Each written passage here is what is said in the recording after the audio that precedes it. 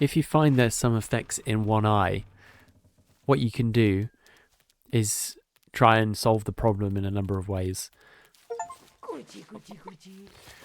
One of the most easiest ways to do that would be to open up the UEVR menu and select synced sequential instead of native stereo.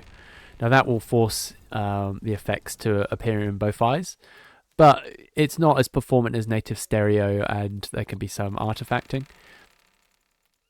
So let's try and figure out a way of making this work in native stereo. Now there could be a number of ways of doing this. Potentially in the console CVARs, some of the settings in here will potentially fix it in both eyes.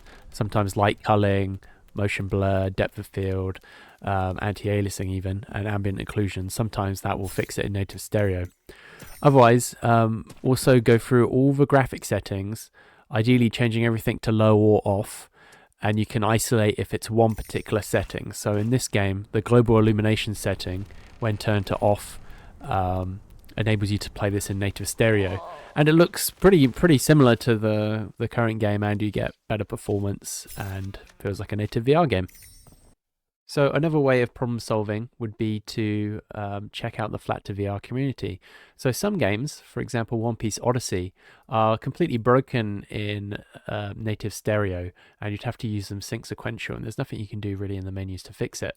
But some things, for example this game has a mod that removes a particular post-processing effect, and you can find this on Nexus Mods, which fixes the game completely for native stereo. So worth checking the Flat to VR Discord for any resources in the Unreal Engine VR section of any particular game if there's any fix that's available.